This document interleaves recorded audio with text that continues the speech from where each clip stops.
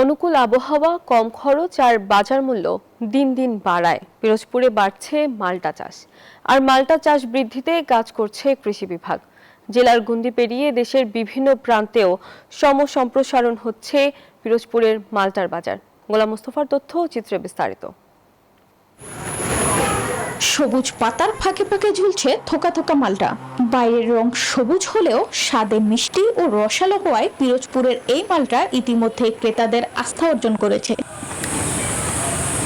পদ্মা সেতু, metro rail এবং elevated expressway নির্মাণের গর্বিত অংশীদার বসুন্ধরা সিমেন্ট। পিরোজপুরের মাটি ও আবহাওয়া মাল্টা চাষের জন্য অত্যন্ত উপযোগী হওয়ায় প্রতি বছরই বাড়ছে আবাদ। কম খরচে অধিক ফলন এবং ভালো দাম পাওয়ায় মাল্টা চাষে আগ্রহ দিন দিন বাড়ছে। ভালো দামে বিক্রি করি।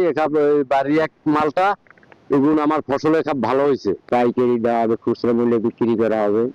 মনে করেন 80 থেকে 100 টাকা কেজিতে বিক্রি করা হবে। নিয়মিত পরামর্শ, প্রশিক্ষণ ও প্রয়োজনীয় উপকরণ দিয়ে মাল্টা চাষ সম্প্রসারণে কাজ করছে কৃষি বিভাগ।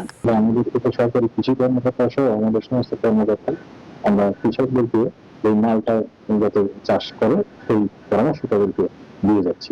চলতি মৌসুমে পিরোজপুরে 430 হেক্টর জমিতে মাল্টার আবাদ হয়েছে, যা থেকে প্রায় 6061 মেট্রিক টন মাল্টা উৎপাদনের আশা করছে কৃষি বিভাগ। Desk report, news 24।